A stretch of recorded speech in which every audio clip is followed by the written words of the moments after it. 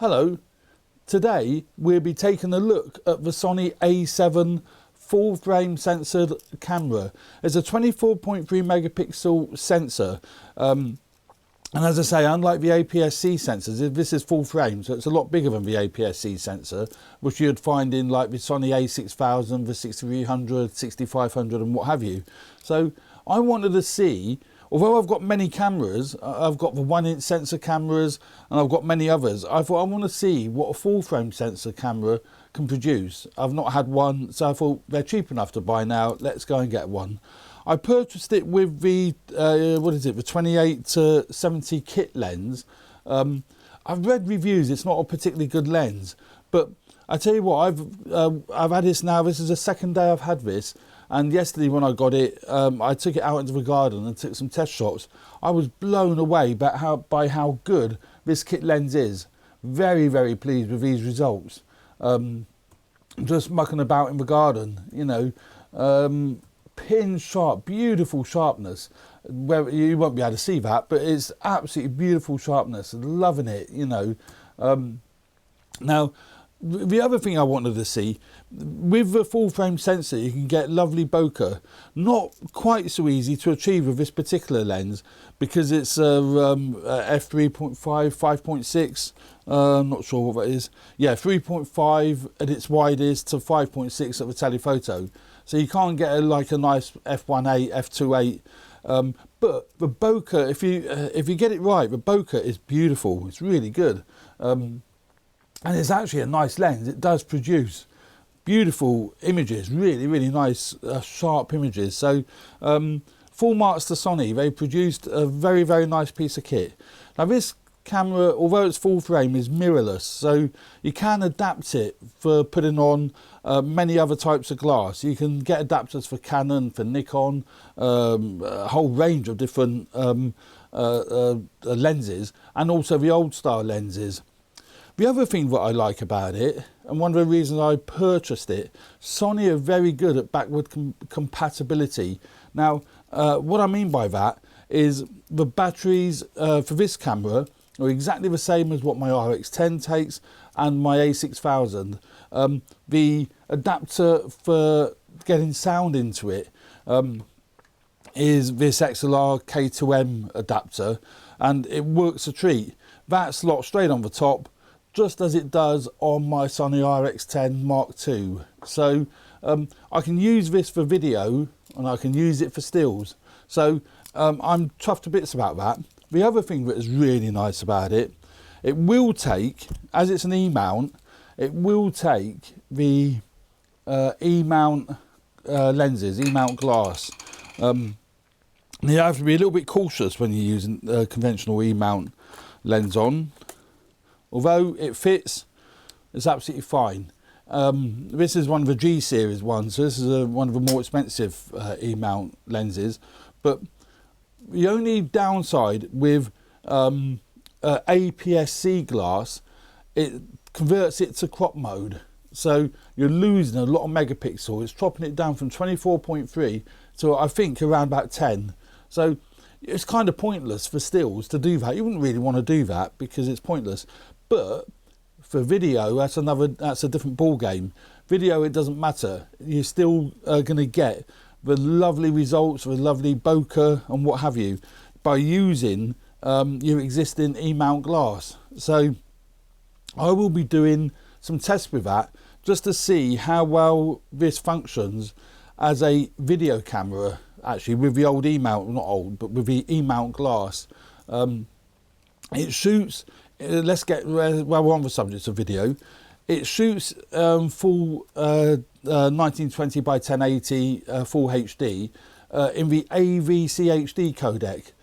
It is a real shame that Sony haven't created a firmware update for the XAVC, I can never say that word, XAVCS codec. Sony haven't upgraded that, and I'm really disappointed about that. I thought they might have done. They have done on the A6000, they haven't supported it on here. But the AVCHD codec is fine. It's a very highly compressed ratio. It's around about 24 megabits a second, might be 28. and that's a bit of a shame. So you will get some artifacts, but I've got two Atomos recorders, so I'm not terribly concerned about that because it's got a clean HDMI output, which I will feed to my Atomos, either my Ninja or possibly my Ninja Assassin, as it's a bigger monitor on that one. So I'm not terribly concerned about the fact internally it's an AVC HD codec. There's many other video features that I really like about it, and again, I wouldn't have purchased it if it didn't have it. It's got the headphone jack and it's got the mic jack. Crucial for video. You wouldn't think of using a video camera which hasn't got those features. Manual audio control, and it's got the all important audio levels on the screen, which you might, there we go, you might be able to see that. If you can't, trust me, they are there, and you can plug headphones in so you can monitor your audio. So it actually does make a really nice full frame system camera for video, and it's so compact. That's the beauty about this range of cameras.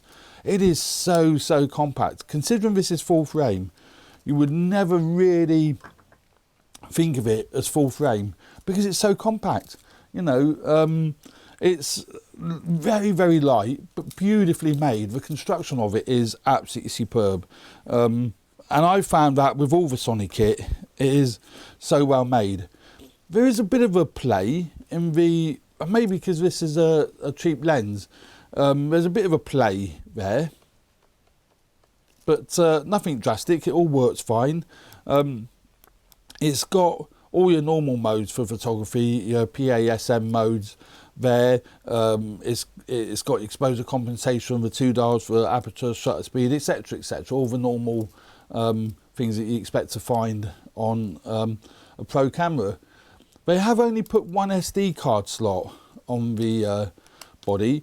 I suspect that's to keep the body size down to a manageable level. I think there might be some pros that would be a bit concerned about that. So that's something to bear in mind. There's only the one SD slot. It's got everything else that you could think of. The hot shoe works with the Sony flash guns, obviously, but it also works quite nicely with the Nissin i40 that I've got, and that is a Sony dedicated flash gun, and that works beautifully with it. It's the articulating screen. It isn't like the Panasonic I have that has the flip out screen, so it's very difficult to use this for doing blogging or vlogging, I think they call it nowadays. Yeah, vlogging, because obviously you can't see, you know, you can't see yourself when you're filming. So that's a you know, a minor downside, but it is a downside. Again, I would plug an external monitor in via the HDMI port, so that's no big deal. What don't I like about it? I don't know yet because I've not had it long enough, but what I do like is it's got customizable function buttons. So I've set this up very similar to how I've set up my A6000 and my RX10 Mark II. So being that I'm big into the Sony ecosystem, I could virtually pick any of the cameras up, and the buttons and the zebra settings and everything else would be in the same place on all my cameras. So so there we go. That's a quick overview. As I say, the images I'm absolutely chuffed to bits with. What else have I not said about the interface shoe? 3-inch screen, full HD, E-mount glass. Yeah, I've pretty much covered all the major points. With the E-mount glass, as I say, it does create, it crops, it only takes a cropped part of the sensor, hence the reason it's cropping it down to around about 10 megapixels. But for video, that's still full HD, so it's not going to have any impact on video. That's, as I say, that's what I really am very keen to find out what that's like. I'm also keen to see how good the preamp is in this for audio recording using the adapter, because this adapter's got your manual audio controls on it, XLR inputs and what have you, so I'm very keen to see what that's like. But as a camera, yeah, very nice, very much looking forward to using this during the summer period. Now that we're moving into the summer here in the UK, we'll see what it's like. So there we go. That's my very quick, well, I think it's very quick, introduction into the Sony A7 camera, full frame camera, and I'll keep you posted how I get on with it.